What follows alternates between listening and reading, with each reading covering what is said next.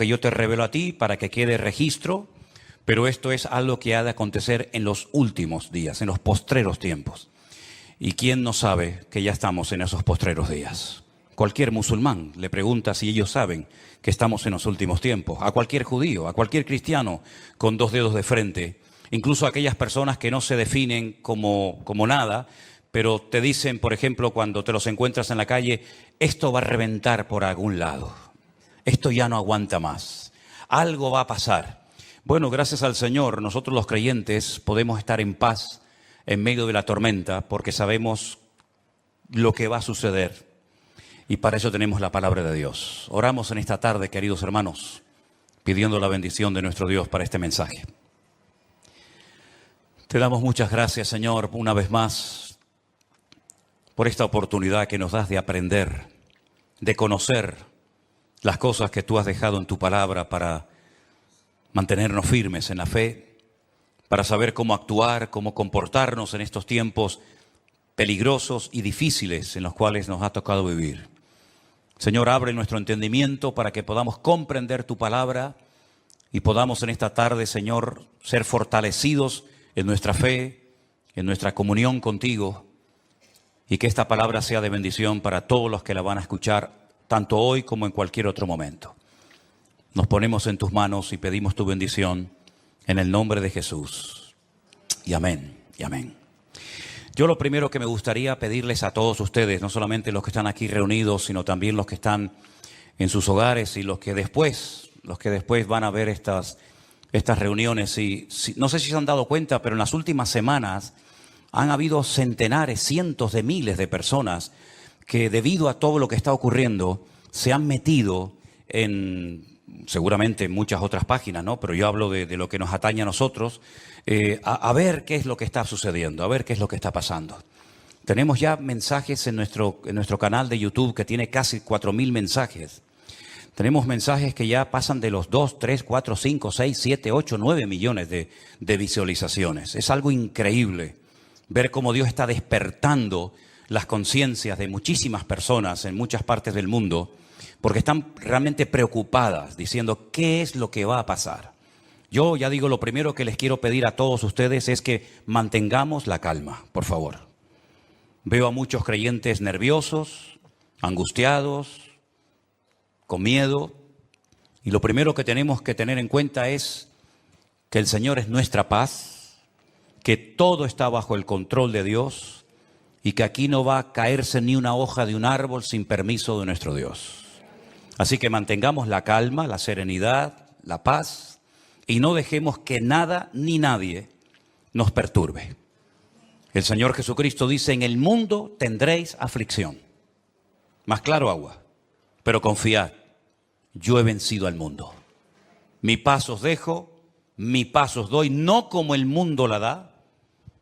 La paz de Cristo es una paz que a menos que tú la tengas no te la puedo explicar con palabras. Y mira que sé explicar muchas cosas y el Señor me ha dado, pues yo creo que algo de sabiduría para explicar muchas cosas de su palabra. Pero explicarte lo que es la paz de Cristo, sinceramente me faltarían palabras para poder explicarte lo que es vivir en cualquier momento y circunstancia de la vida, bajo la enfermedad de un hijo, bajo la muerte de un ser querido, en momentos de guerra, en momentos de necesidad, de crisis matrimonial, problemas de toda índole, explicarte lo que es tener en esas circunstancias la paz de Cristo, prácticamente es imposible hacerlo con palabras, a menos que usted tenga esa paz morando en su corazón. Así que, hermanos, recordemos lo que dijo el Señor, quiénes somos: la luz del mundo y la sal de la tierra. Si me permiten la expresión, guardemos la compostura en todo momento. Porque ahora se nos van a presentar muchísimas oportunidades y ocasiones para dar testimonio y explicarle a la gente, si es que lo sabes, lo que está sucediendo y cómo va a terminar todo esto. Porque la Biblia no solamente te dice cómo va a empezar todo, cómo se va a desarrollar los acontecimientos, sino que además te dice cómo van a terminar los acontecimientos. Y lo que de entrada te puedo decir es que el mundo nunca más volverá a ser el mismo a partir del 7 de octubre. Nunca más Oriente Medio volverá a ser lo que fue. Europa nunca más volverá a ser lo que ha sido. El mundo espiritual ha cambiado radicalmente. Te lo voy a intentar explicar esta tarde. Porque todo lo que nosotros vemos que está sucediendo en este nivel, en esta dimensión de lo natural, es simplemente, como he dicho muchas veces, y lo repito, un reflejo del mundo espiritual. El mensaje de hoy yo lo he titulado ¿Palestina o Israel? Porque se está oyendo mucho hablar en los últimos días, semanas, acerca de Palestina, de Israel y de Palestina. Y yo tengo que hacer un pequeño alto en el camino antes de entrar en lo que va a ser en sí el mensaje y decirte que no hay que ser ni judío, ni musulmán, ni creyente, ni cristiano, ni nada, para saber que nunca, jamás en la historia hubo un Estado llamado el Estado palestino. Nunca existió tal cosa, jamás. Te voy a decir de dónde viene y quién le puso ese nombre a ese territorio de Palestina. Antes de que los judíos llegaran a ese país y declararan el Estado judío de Israel, como se llama, en 1948, estaban los ingleses en aquel lugar. Después de la Primera Guerra Mundial se repartieron el mundo las naciones vencedoras. Y a Inglaterra le tocó lo que ellos llamaban en aquel tiempo Palestina. Así es que no sacaron de allí al pueblo palestino, porque nunca existió un país llamado o un pueblo llamado palestino, jamás. Entonces sería antes de los ingleses, pues tampoco, porque antes de los ingleses estaban los otomanos. Y sabéis que en ese país han estado todos, los omeyas, los árabes, los bizantinos, los hasmoneos, los griegos, los romanos, prácticamente todo el mundo ha estado por allí. Los cruzados con aquellas cruzadas, y decirles incluso que hasta el rey de España es el único rey del mundo que tiene el título de rey de Jerusalén, por si no lo sabían. Es decir, que por ese pequeño territorio, que es un cruce entre lo que se consideraba la Mesopotamia y Egipto o la salida al mar Mediterráneo, jamás ha habido un Estado palestino, nunca. No sé si en algún momento lo habrá, pero jamás en la historia ha existido tal cosa. ¿De dónde viene entonces el tema o el término Palestina? Realmente el título, el nombre de Palestina fue un castigo del Imperio Romano a los judíos. Me explico. En el año 132 después de la era de Cristo, después del nacimiento de Cristo, hubo un hombre llamado Bar Kokhba. Su nombre significa hijo de la estrella, Bar, hijo, Kokhba, estrella. Bar Kokhba era un judío que fue declarado el Mesías, el verdadero Mesías de Israel. Ustedes saben que el sueño dorado de Israel ha sido la restauración de la monarquía con un rey descendiente de la tribu de Judá. Y este tal Bar Kokhba, el hijo de la estrella, fue apoyado de una forma tremenda por un rabino muy famoso de la época llamado Rabí Akiva. Rabí Akiva, haciendo una pésima interpretación de un texto del Antiguo Testamento, donde dice que el hijo de la estrella, hablando del verdadero Mesías, reinaría, apoyó de una forma tremenda a Bar Kokhba y emprendió una rebelión en contra del Imperio Romano. Y durante un par de años logró crear, entre comillas, un pequeño, país independiente que era la región o la provincia del sur de Judea.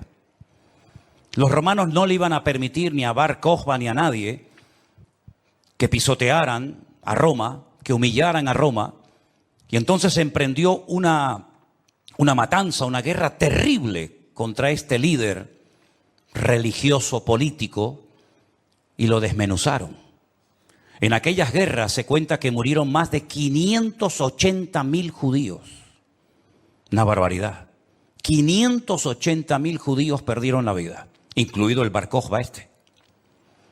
¿Por qué se produjo esta rebelión? Bueno, hay varios factores, varios motivos. El primero es porque el Imperio Romano había prohibido practicar la Brit Milá, el pacto, la circuncisión. No se podían hacer circuncisiones en Israel y sabéis que eso es algo sagrado, incuestionable. No se negocia el circuncidar sí o no a un varón. Eso es algo que nadie cuestiona. Incluso los judíos ateos lo hacen con sus hijos. Todos lo hacen. Sean creyentes, practicantes o no. Y eso estaba prohibido. Estaba prohibido la celebración del Shabbat, el día de reposo para el pueblo de Israel en aquel tiempo. Estaba prohibido enseñar Torah, enseñar la ley de Moisés, celebrar las fiestas. Y para colmo, como ya Jerusalén había sido destruida, totalmente destruida en el año 70 por el hijo del emperador Vespasiano, Tito, la destruyó y cumplió la profecía que Cristo había dicho en Mateo capítulo 24. ¿Veis todo esto? No quedará piedra sobre piedra que no sea destruida. En el año 70 se cumplió literalmente esa palabra profética que Cristo le había dicho a sus discípulos y que la encontramos en Mateo 24. Y la ciudad de Jerusalén fue destruida completamente, incluido lógicamente el templo. Los tesoros del templo, que eran incalculables, se llevaron a Roma. Y su padre, Vespasiano, construyó un templo, pero a la muerte, el famoso Coliseo Romano, que todavía lo pueden visitar los que quieran. Y para hacer una conmemoración de esta victoria, entrando o muy cerca del Coliseo Romano está el Arco del Triunfo de Tito, por donde les desfilaron las legiones romanas, humillando a los judíos que se los llevaban por miles y centenares a Roma para ser lanzados al circo romano, crucificados, etcétera, etcétera. No solamente ocurrió eso, sino que para más INRI, para más humillación, lo que hizo el emperador Adriano fue cambiarle el nombre a la ciudad de Jerusalén. Subió a lo alto de donde estaba el templo, que es el monte Moriah, donde actualmente está el Domo de la Roca, y al lado la mezquita famosa de Al-Aqsa. Y allí puso un templo a Júpiter, una de las divinidades más adoradas y queridas de Roma. Y le cambió el nombre de Jerusalén por Aelia Capitolina. Y ese fue el nombre que le pusieron. Esto fue una humillación tan grande que no pudieron soportar semejante humillación parte de la tribu de Judá que estaba todavía en aquel tiempo allí, que decidieron emprender una rebelión en contra de Roma. Y en el 132, este hombre, Bar Kokhba, se atrevió a plantarle cara al Imperio Romano. Y durante un par de años tuvo, éxito, pero finalmente fue despedazada y arrasada completamente ese país. El rabino que la apoyó, el rabí Akiva, lo llevaron a Cesarea la Marítima. Digo la Marítima porque sabéis que en los tiempos de la Biblia había dos ciudades que se llamaban Cesarea, Cesarea de Filipo al norte y Cesarea la Marítima al lado del mar Mediterráneo. Y allí con peines de hierro al rojo vivo le arrancaron toda la piel y lo torturaron hasta la muerte a rabí Akiva. Y ya se acabó cualquier otra posibilidad de rebelarse, de levantarse contra el Imperio Romano. Queda un pequeño reducto de judíos, rebeldes, pero bueno, ese es tema para otro día. Y entonces, para humillar más a ese país, para que nunca nadie pudiera recordar que un día hubo una ciudad llamada Jerusalén, que ahora se iba a llamar, ya hacía años que se llamaba Aelia Capitolina, al país se le puso Filistea, tierra de filisteos. Y de ahí viene la palabra, el origen de la palabra Palestina. Fue un castigo de Roma a los judíos para que nunca más nadie pudiera echar de menos un país llamado Israel. Y esa es la historia del nombre Palestina. Y por allí, ya digo, han pasado todas las civilizaciones, culturas, religiones, imperios, cruzados, etcétera, etcétera. Pero nunca, a pesar de que Roma le puso a ese país Palestina o tierra de filisteos, jamás hubo un estado propio, gobernado, libre, independiente, llamado el Estado de Palestina. Jamás lo ha habido, nunca. Y no hay ni que ser cristiano para entender esto. Cualquier persona lo sabe perfectamente. Por lo tanto, cuando hace unos días un señor dijo que Jesús era palestino, yo le pediría a los que son de ese país que se pongan en contacto con su embajador o con su presidente y le corrijan a este señor, porque Palestina no existía en la época del Señor Jesús. Hay que decirle a este señor que Jesús era de la tribu de Judá. Su padre y su madre, que están sus árbol genealógico en la Biblia, Mateo capítulo 1, Lucas capítulo 3, eran descendientes de la tribu de Judá, que a su vez estaba entroncada con la casa real del rey David. ¿Y quién era David? Era de la tribu de Judá. Su papá se llamó Isaí. El padre de Isaí fue Obed. El padre de Obed fue Booz. Y Booz era el hijo de Rahab, que se casó con Salmón, que era del pueblo de Israel. Por lo tanto, Jesús era judío. Por eso lo circuncidaron a los 8 días. Por eso subía a Jerusalén 3 veces al año, para celebrar las fiestas que la Torá de Moisés indicaba que tenían que subir a Jerusalén. Por eso Jesús nunca fue a una mezquita, siempre fue a sinagogas, porque ni siquiera las mezquitas, el Islam, existía en la época de Jesús, sino que tendrían que pasar más de 600 años, más de 6 siglos y medio, hasta que naciera el Islam, que por cierto significa sumisión. ¿A quién? Lo interesante es que el Señor Jesucristo, cuando es juzgado por sus enemigos, en este caso los romanos, el que lo sentencia a muerte, ordena poner encima de la cruz un título escrito en 3 lenguas: latín, griego y árabe. Si ustedes me dejan que siga, tienen un problema, porque he dicho un disparate y ustedes no han dicho nada. Y ustedes no tienen que permitir que yo ni nadie diga disparates en este púlpito. Eso es. Entonces corríjame cuando digo algo mal, no tengan miedo. El Poncio Pilato dijo, de encima de su cruz tienen que poner un cartel en latín, el idioma de los romanos, en griego, la lengua internacional de la época, y en hebreo, que es el idioma que habla este pueblo, que diga: Jesús Nazareno, Rey de los judíos. No dijo rey de los palestinos, no dijo rey de los árabes, dijo rey de los judíos, que eran los que vivían allí. Porque dice Juan capítulo 1 que a los suyos vino y los suyos no le recibieron. Y los suyos eran judíos que estaban viviendo en aquel momento bajo la opresión, bajo el yugo del imperio más terrible que jamás ha existido y el más longevo, que fue el imperio de Roma. Así que de ahí viene todo esto del nombre Palestina y filisteos y todo esto, queridos hermanos. Pero nunca, repito, ha existido un Estado palestino. Cuando en 1948 las Naciones Unidas decidieron partir el país en 2, Israel dijo: estamos de acuerdo. Si los árabes que en ese momento habitaban en ese país, que la mayoría eran de origen jordano, el país que estaba al lado, porque no sé si saben que, por ejemplo, la explanada de las mezquitas arriba, en el monte Moriat, en el monte de Moriat, eso está bajo protectorado de Jordania. Y cuando tú ves a los ancianos caminando por las calles de la ciudad vieja de Jerusalén, la mayoría de ellos llevan un pañuelo de cuadraditos blancos y rojos, que es el pañuelo de Jordania. Porque Palestina no representa a nadie, sino ellos eran de origen jordano, ¿verdad? Y es interesante notar que Israel en ese año decidió quedarse con los territorios que las Naciones Unidas decidieron darle. Y los árabes dijeron rotundamente no. Que yo digo, si hubieran sido listos en ese momento, hubieran dicho: vale, nos quedamos con la mitad, y ya con la mitad, ya que es mía, después podemos hacer otro tipo de presiones. Pero por lo menos ya tengo la mitad. Y es que si dices que no, al final no vas a tener ni lo que tenías. Durante todos estos años, desde 1948 hasta hoy, ese país siempre ha estado en guerra, o preparándose para una guerra, como dicen allí. Y la cruda realidad es que ese pequeño pueblo ha ganado todas las guerras, no ha perdido ni una.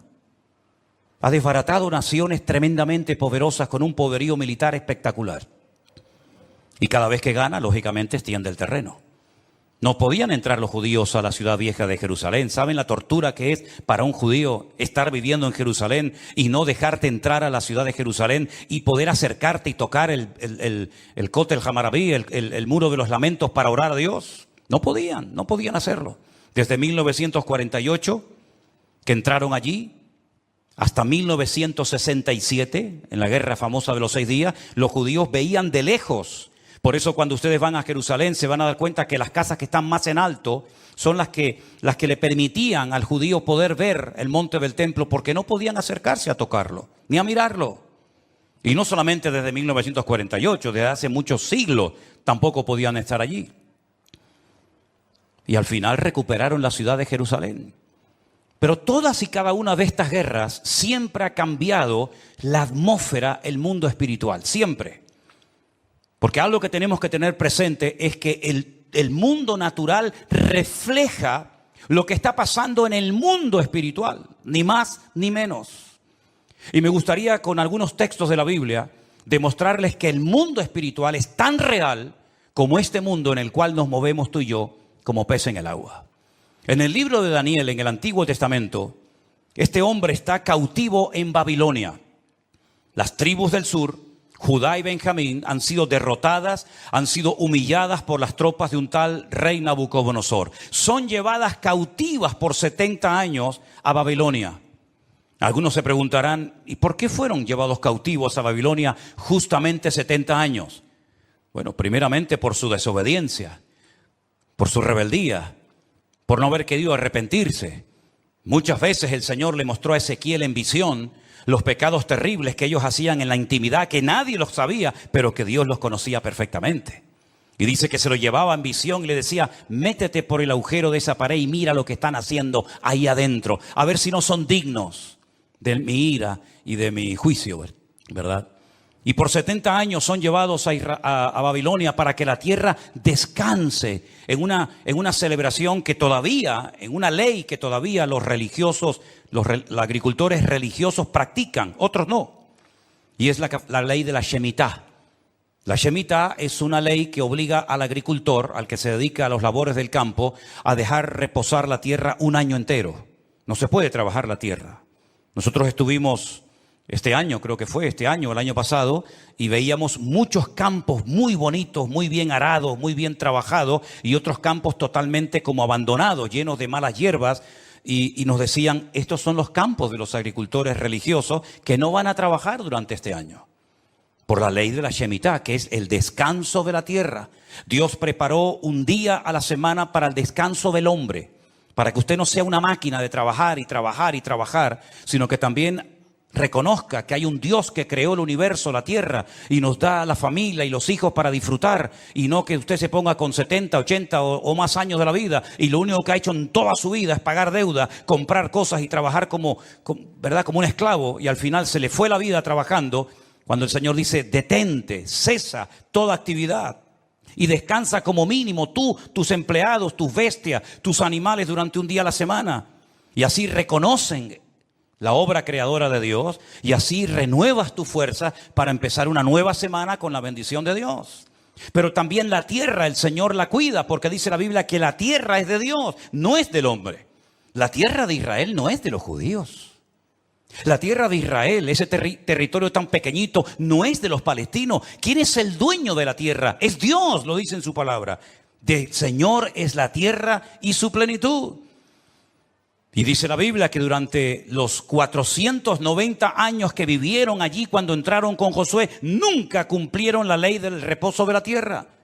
Por lo tanto, la tierra necesitaba descansar 70 años. 70 por 7, ¿cuánto es? 490.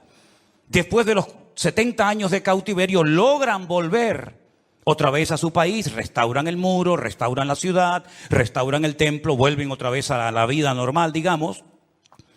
Pero sin embargo, antes de salir, hay un hombre llamado Daniel que escribió un libro extraordinario, donde él nos habla de cosas que habían ocurrido, que les habían llevado a esta situación terrible, y cosas que iban a ocurrir en el futuro. Pero una de las cosas que Daniel cuenta muy interesante es el conflicto, la guerra, la realidad del mundo espiritual. Por ejemplo, podríamos leer muchos pasajes, pero en Daniel capítulo 10, a partir del versículo 12, la palabra de Dios dice así. Entonces me dijo, Daniel, no temas, porque desde el primer día que dispusiste tu corazón a entender y a humillarte en la presencia de tu Dios, fueron oídas tus palabras y a causa de tus palabras yo he venido. Está hablando con un ángel que se le ha presentado a Daniel, ¿sí? Mas el príncipe del reino de Persia se me opuso durante 21 días. Pero he aquí Miguel, uno de los principales príncipes, vino para ayudarme y quedé allí con los reyes de Persia. Intentaremos explicar esto lo mejor posible.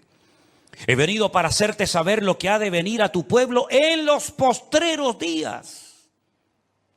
Porque la visión es para esos días. No es para el tiempo de Daniel, es para los postreros, los tiempos finales. Mientras me decía estas palabras, estaba yo con los ojos puestos en tierra, enmudecido. Pero he aquí uno con semejanza de hijo de hombre tocó mis labios. Entonces abrí mi boca y hablé y dije al que estaba delante de mí: Señor mío, con la visión me han sobrevenido dolores y no me queda fuerza. ¿Cómo pues podrá el siervo de mi Señor hablar con mi Señor? Porque al instante me faltó la fuerza y no me quedó aliento. Y aquel que tenía semejanza de hombre me tocó otra vez y me fortaleció y me dijo: muy amado, no temas, la paz sea contigo, esfuérzate y aliéntate. Y mientras él me hablaba, recobré las fuerzas y dije: hable mi Señor, porque me has fortalecido. Y me dijo: ¿sabes por qué he venido a ti? Pues ahora tengo que volver para pelear contra el príncipe de Persia. Y al terminar con él, con el príncipe de Grecia, que vendrá. Pero yo te declararé lo que está escrito en el libro de la verdad, y ninguno me ayuda contra ellos sino Miguel, vuestro príncipe. Aquí está hablando de príncipe, el príncipe de Grecia, el príncipe de Persia. Habla de un arcángel tremendamente poderoso que aparece en pocas ocasiones en la Biblia, llamado Miguel, que dice que es el príncipe que protege al pueblo de Israel de ser aniquilado y destruido. Porque una cosa que les quiero decir y que os quede clara, y me da igual si estáis de acuerdo o no, me da igual, créame, pero te lo tengo que decir. Recientemente se le preguntaron a altas autoridades de Hamás y le dijeron: si pudierais elegir entre tener todo el Estado de Israel, todo el territorio, de norte a sur y de este a oeste para ustedes, o la destrucción, la aniquilación total y absoluta del pueblo de Israel, ¿qué elegiríais? ¿Sabe la respuesta, no? Preferimos que no exista ni un solo judío sobre la faz de la tierra antes de quedarnos con todo su territorio. Porque no es que quieren quedarse con todo el territorio, es que quieren arrojar al mar o al desierto para que muera toda la población de Israel, que en este momento está alrededor de unos 15 millones de personas más o menos repartidas en varias naciones de la tierra. ¿Quién puede negociar con alguien que te quiere matar? ¿Quién puede negociar con alguien que viola a tus hijos y los quema delante de tu presencia? ¿Quién puede negociar con alguien que le abre el vientre a una mujer embarazada y le saca a su hijo que aún está con vida? ¿Quién puede negociar con alguien que te odia y que el sueño de su vida es destruirte a ti y a toda tu descendencia? ¿Quién puede negociar con semejantes salvajes? Fijaros que ya no digo animales, como decía hasta el otro día, porque no quiero ofender a los animales. Pero aquí encontramos una realidad espiritual. Daniel estaba orando, estaba ayunando por 21 días, 3 semanas seguidas, y la respuesta a su oración no venía la respuesta a su oración. Y finalmente se le presenta un ángel y le dice: desde el primer día que te pusiste a orar, tu oración llegó a la presencia de Dios. Y entonces, ¿por qué no vino la respuesta? Porque el príncipe de Persia se me oponía. Había interferencias, por decirlo de alguna manera, en el mundo espiritual. ¿Quién es el príncipe de Persia? Un poder espiritual, un príncipe de las tinieblas que no quería que Daniel recibiera la revelación y la información de lo que le iba a pasar a su pueblo a corto y a largo plazo. Y con esto coincide lo que se ha leído esta tarde desde este mismo púlpito, la famosa armadura del cristiano en Efesios capítulo 6. Donde el apóstol Pablo dice: nuestra lucha ahora como creyente no es contra sangre y contra carne, no. Esa ya no es nuestra batalla, esa ya no es nuestra lucha. Nuestra lucha, que existe y es real, es contra principados y contra potestades, contra los gobernadores de las tinieblas, contra huestes espirituales de maldad en las regiones celestes. Y por eso Pablo describe la armadura del soldado romano, pero dándole como una aplicación para que el cristiano pueda vivir en todo momento bien armado, bien preparado, bien listo para poder enfrentar ese conflicto espiritual que todo creyente sabe perfectamente que está librando. Fijaros que las últimas palabras del apóstol Pablo cuando escribe a Timoteo le dice: he peleado la buena batalla. No ha sido fácil llegar hasta la meta, ¿eh? Me han torturado, me han apedreado, me han puesto en la cárcel, etcétera, etcétera. Y he peleado la buena batalla y he acabado la carrera. A Timoteo, cuando está pasando un momento de desánimo, de caído en su espíritu por las presiones y las luchas que está llevando a cabo en la iglesia que está pastoreando en Éfeso, le dice: pelea la buena batalla, echa mano de la vida eterna, sufre penalidades como buen soldado de Jesucristo. Yo sé que por ahí se ha predicado un evangelio aguado, un evangelio donde ven a Cristo y todos los problemas se te van a solucionar. No es verdad. Dios te va a dar gracia, paz y fortaleza en medio de los problemas. Pero muchos problemas no van a desaparecer por el hecho de que ahora usted se ha convertido a Cristo. Si le han predicado otra cosa, no es mi problema, pero sí es mi responsabilidad decirle que la vida no es fácil, ni para el ateo ni para el creyente. Y dice la Biblia que cuando sale el sol calienta buenos y calienta malos. Y cuando hay guerras mueren buenos y mueren malos. Y cuando hay un naufragio mueren cristianos y mueren ateos. Y cuando hay un atentado, cuando hay un terremoto o cuando hay un tsunami, mueren cristianos, mueren blancos, mueren ricos, mueren todos. Porque es parte de la vida. Pero en medio de las tormentas y sufrimientos de la vida, nosotros sabemos que el Señor está a nuestro lado. Y eso es lo que nos da la fuerza para decir: Dios está conmigo porque yo sé en quién he creído. Miren a Job, y no me quiero ir del tema, pero miren a Job, un hombre que perdió a sus hijos, un hombre que perdió su salud, un hombre que perdió su patrimonio, toda la vida trabajando para tener 4 cosas y en un día las perdió todas, como le puede pasar a cualquiera, ¿o no? Sin embargo, cuando su mujer le dice: maldice a Dios, ¿qué tipo de Dios tienes tú? Que hoy te da y mañana te quita, ahora te sana y mañana te enferma. Y le dice: como cualquier persona incrédula, insensata, has hablado. Yo sé en quién he creído y aunque Dios me mate, yo lo voy a seguir adorando porque yo sé que mi Redentor está vivo. Podemos tener paz en medio de la tormenta, podemos dormir en paz, como dice la Biblia: en paz me acostaré y asimismo dormiré. Porque solo tú, Señor, me haces vivir confiado. Y aunque un ejército acampe contra mí, no temerá mi corazón. Porque el Señor es mi luz y mi salvación. Son promesas que las hemos interiorizado en nuestra vida. Y no es como un mantra que lo tengo que repetir para autoconvencerme de que Dios está conmigo. Es que no me tengo que autoconvencer de nada. Él mismo me da testimonio a mi espíritu de que no estoy solo en medio de las luchas de la vida. Y el pueblo de Israel no es que sea el mejor pueblo del mundo, ¿eh? Yo no estoy aquí para hacer, digamos, una disertación a favor de unos que son muy buenos y otros que son muy malos. Yo no estoy aquí representando a nadie. Yo solamente represento a mi Dios. Y mi Dios no se casa con nadie.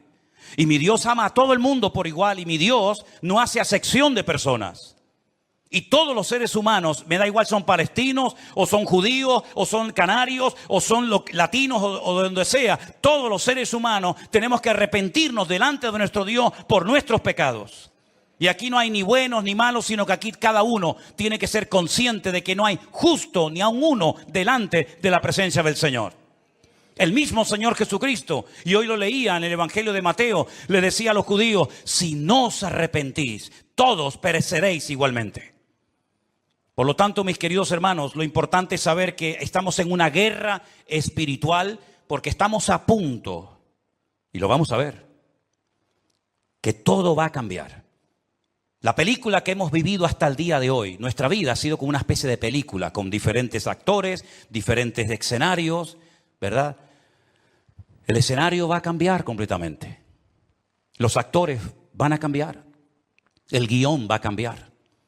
Y cuando está a punto de producirse un cambio en el mundo significativo que afecta a miles y a millones de personas, hay siempre guerra en el mundo espiritual. Miren cuando Cristo nació, la guerra espiritual que hubo. Comenzaron a asesinar niños, ¿verdad? Comenzaron una serie de revoluciones porque cada vez que va a haber un cambio que va a afectar la economía, la política, la vida social, etcétera, siempre hay un conflicto espiritual tremendo.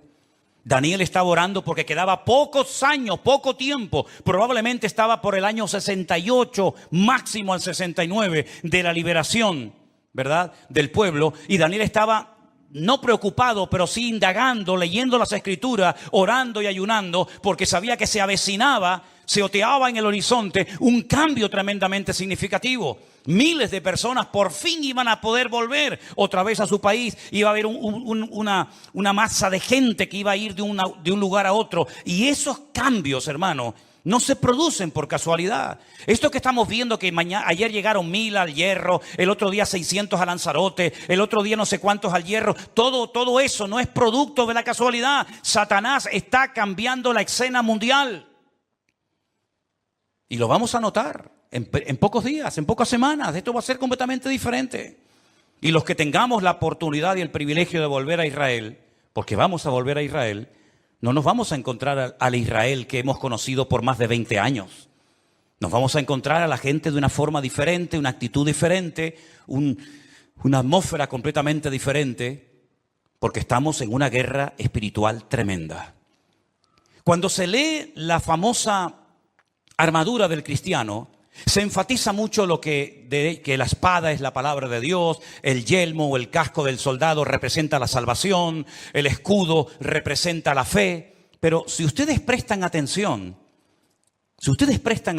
a esa armadura de la cual Pablo nos está hablando aquí en Efesios capítulo 6, lo primero que él hace cuando escribe la carta es orar para que los ojos de vuestro entendimiento sean alumbrados y tengáis espíritu de sabiduría y de revelación en el conocimiento de Él. Pablo dice que a los incrédulos Satanás les cegó el entendimiento. Y uno dice, ¿cómo? ¿Cómo es posible que gente tan inteligente, capaz de hacer cosas tremendas, cuando le hablas de la Biblia no se enteran de nada? Son como ciegos, como analfabetos espiritualmente hablando. Capaz que el tipo es un matemático, un científico espectacular, pero cuando le hablas de las cosas del reino, de las cosas espirituales, dice que para él son locura, no las entiende. Yo incluso he hablado con muchísimos rabinos judíos que se saben libros de memoria de la Biblia y les he hablado, por ejemplo, de Daniel y me dicen literalmente, no entiendo lo que estoy leyendo, no lo entiendo. Y uno se queda sorprendido porque se cumple lo que dijo Isaías. Dale esto al que sabe leer y te dirá, no lo entiendo. Y Pablo dice que esta armadura representa la verdad, la justicia, la paz, la fe, la salvación y la palabra de Dios. Fíjate qué palabras tan interesantes. Dice que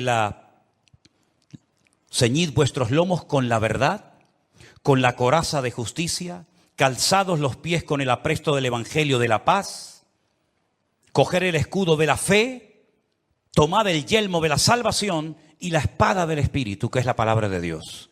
Estas 6 cosas, estos 6 elementos están en el punto de mira de Satanás para arrancarlos de nuestra sociedad de un plumazo. Quiere cambiar la verdad en mentira y convertir la mentira en verdad. Si no, sal por la calle hoy en día y pregunta cosas que tienen que ver ya no con la fe, sino con el sentido común. Y te vas a dar cuenta que hay gente que cree en mentiras creyendo 100% que son grandes verdades. Y las grandes verdades las cuestionan y las echan a un lado porque dicen, eso no es verdad, eso es mentira. Esa es una de las estrategias del diablo, bombardear, dinamitar las escuelas, las universidades, incluso también, como no, las iglesias, la familia, los gobiernos, la política, el arte, la pintura, la literatura, todo, para que al final la sociedad siga creyendo más en las mentiras que en las verdades. ¿Quién enseñó que para ir al cielo hay que explotarse? Es una gran mentira. Pero 1.000 millones creen que es una gran verdad. Aquí vino hace poco una persona que me decía, ¿cómo es posible que ustedes crean que la tierra es redonda si la tierra es plana? Y decía, pero ¿me está hablando en serio este hombre? Quiere quitar la verdad y convertirla en mentira. La justicia la quiere convertir en injusticia. De hecho, muchas veces hay más sentido común, más sentido de la justicia en la calle, en la sociedad, hablando en una cafetería o en un bar, que cuando ves un acto supuestamente de justicia, que es una tremenda injusticia. Cuando a una persona se le meten en su hogar y no los puedes echar porque no tienen dónde vivir. Y no les puedes cortar la luz y el agua porque es un delito si le corto a un ocupa en mi casa la luz y el agua, que han convertido la justicia en injusticia. Ya no tiene derechos el propietario, ahora tiene derechos el que usurpa la propiedad ajena. ¿Eso es una justicia? ¿Eso es justicia? Quiere cambiar la paz en guerra, cosa que sabe hacer perfectamente. La fe en incredulidad, la salvación en muerte y en desesperación eterna, y la palabra de Dios por cualquier cuento que cuenten por ahí, dándole más credibilidad a las mentiras que al libro eterno llamado Biblia o palabra de Dios. ¿Qué te parece? Estamos viviendo en tiempos peligrosos porque dice Daniel capítulo 7 verso 2 que los vientos han comenzado a soplar en el gran mar. Miren ese versículo. Daniel dijo: miraba yo en mi visión de noche y he aquí que los 4 vientos del cielo combatían en el gran mar. En la Biblia, el gran mar es el mar Mediterráneo. Es el mar que toca muchos países europeos y también del norte de África. ¿Y de dónde se levantará un personaje siniestro que tendrá un poder tremendo? Económicamente hablando, políticamente hablando, económicamente hablando, del antiguo territorio que ocupaba el reino de Roma. Todo lo que es el norte de África, la parte de Oriente Medio y todo lo que es Europa, hasta lo que se conoce como Finis Terrae, el fin de la tierra para los romanos hace 2000 años. Y dice que en ese gran mar, él vio como 4 vientos, que son demonios, comenzaban a soplar de tal manera que comenzaron a levantarse animales. El resto del capítulo no lo voy a leer, pero dice que comenzaron a levantarse animales. Se levantó un leopardo con alas, se levantó un oso con unas costillas en la boca, se levantó un león con alas, se levantó una bestia indescriptible de esa zona donde soplaban los 4 vientos. Y comenzaron a levantarse esos animales que representaban imperios, poderes políticos que iban a afectar la vida de miles y de millones de personas a lo largo de la historia. ¿Cómo podía saber ese hombre cuando todavía no existían ni los medos persas, ni los griegos, ni los romanos, que se iban a levantar esos imperios siglos antes de antelación? Es que la Biblia se anticipa en el tiempo y en el espacio, demostrando que Dios es un Dios veraz y que siempre sabe lo que va a suceder porque Él controla la historia. ¿Cuántos dicen amén? Y vemos varios vientos en la Biblia. No tengo tiempo para extenderme en todo esto, pero ¿cuál fue el viento que destruyó la barca de Pablo o el barco de Pablo? ¿Cuál fue el viento ese? Es el viento que golpeó contra un creyente, contra un representante del cuerpo de Cristo, el Euroclidón. El Euroclidón destrozó la nave de Pablo y Pablo tuvo que ir a tierra a calentarse y a salvar la vida. Ese viento soplará. Son nombres de la mitología griega. El Aquilón, el Austro. Son vientos que se mencionan, por ejemplo, en el libro del Cantar de los Cantares. Métanse y estudien las direcciones de estos vientos. Generalmente los vientos, depende del viento, suelen ir en una misma dirección, pero llegará un momento en el que se producirá como una especie de huracán, ¿verdad? Donde hay vientos de norte, de sur, de este, de oeste, y es imposible navegar de esa manera. Es imposible navegar con 4 o 5 vientos diferentes. Y eso es lo que va a pasar en los últimos tiempos. Representa la lucha del mundo espiritual con nombres de vientos que aparecen en la Biblia. Y esos vientos se van a llevar a cabo en una zona geográfica en la que tú y yo también vivimos. Y por eso Europa va a ser afectada grandemente en los últimos tiempos. ¿Qué es lo que hay detrás de todo esto? No es una lucha de unos contra otros simplemente. Es una lucha de Satanás contra Dios y su palabra. Ni más ni menos. ¿Quién puede más, Alá o el Dios de ustedes? ¿Quién puede más, el Corán o vuestra Biblia o Torá? Es una lucha de tipo espiritual.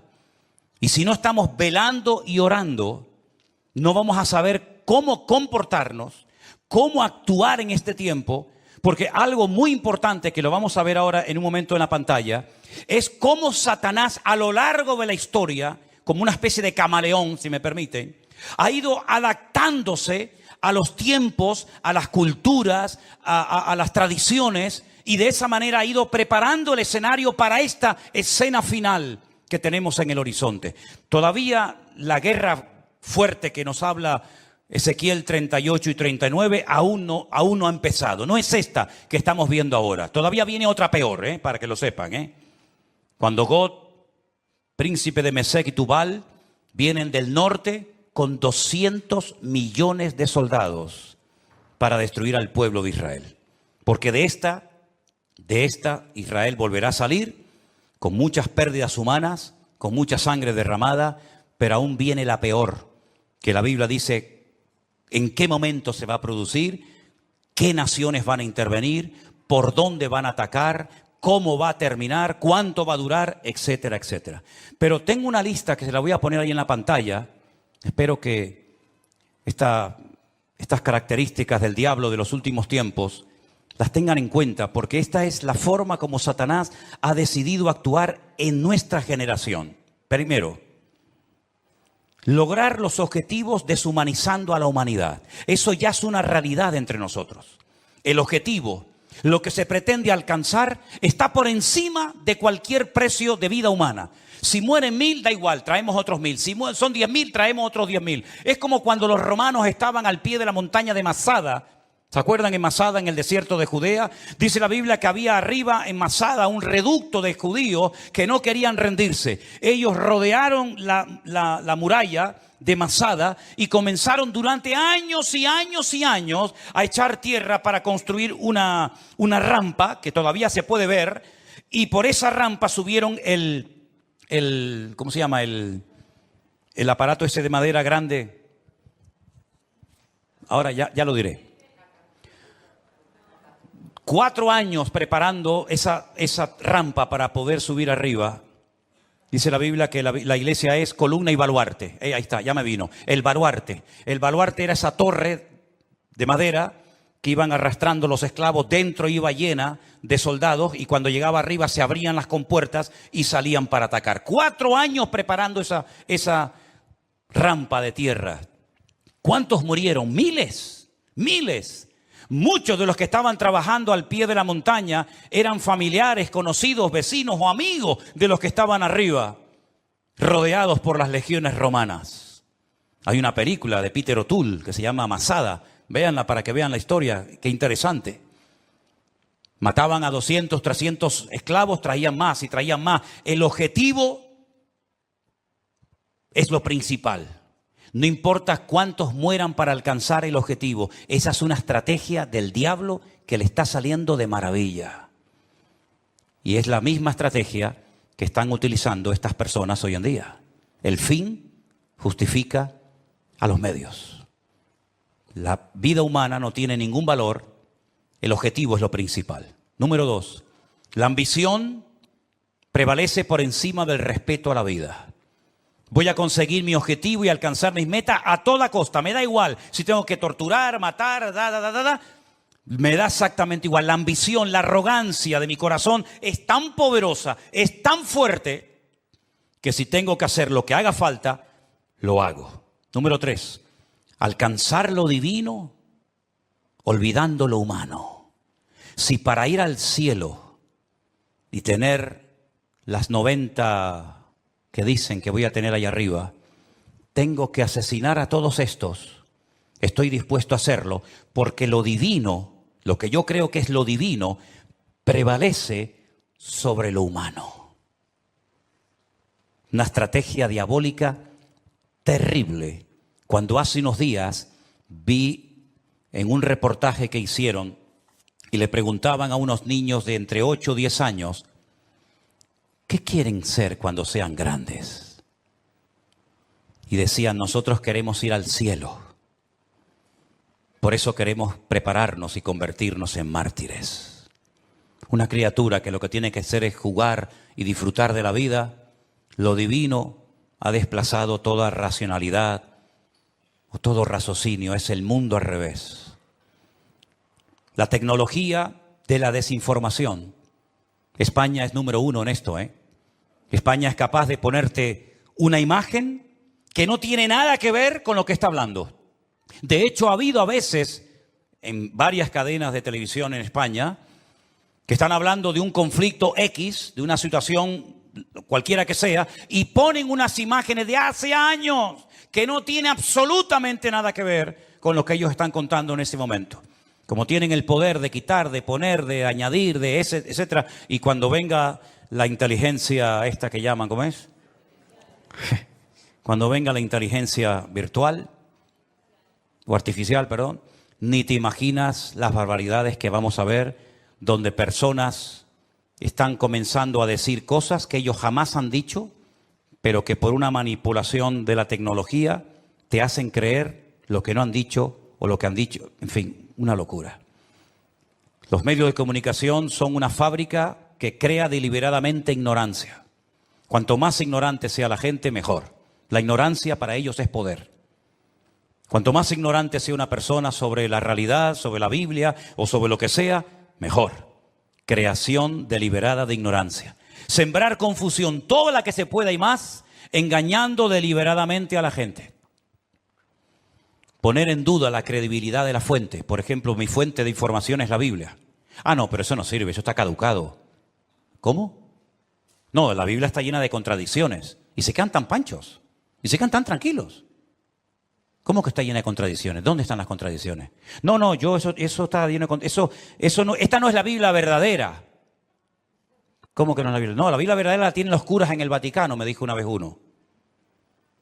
Es decir, tiran por tierra la fuente, la fuente mía no vale, la que vale es la tuya, la de internet, que te metiste anoche, leíste no sé qué. Esa es la verdadera, que ahora nos están fumigando. Esas nubes que aparecen en el cielo son aviones que nos están fumigando para que no llueva. Dios, pues menos mal que nos fumigaron para que no lloviera, Porque ayer hablaba con un pastor de Madrid que me dice, no puedo salir del coche porque tengo el agua hasta el cuello. Increíble, ¿no? O cuando vino el COVID, ¿se acuerdan? Esto es una estrategia de los Illuminati, de los masones, para una drástica reducción de la población humana. Pues qué malos fueron, porque me parece que murieron como 2 o 3 millones en el mundo y somos 7.000 millones. Lo hicieron muy mal, Y que todos los que nos vacunamos en 2 años morimos. Pues se equivocaron, porque ya llevo 3 vivo y coleando. Pero en fin, esta fuente no vale, la que vale es siempre la de ellos. Negar los hechos. No, eso no fue así. Eso no fue así. Tengo imágenes del satélite, donde se ven desde los satélites cómo lanzan los distintos cohetes. Y más de 550 cohetes lanzados desde la Franja de Gaza, no uno como el del otro día, 550 cohetes han caído dentro de la Franja de Gaza. No, pero eso es manipulación. Eso es manipulación. Bueno, producir ignorancia manipulándolo todo, pervertir las prioridades, como aquellos que estaban construyendo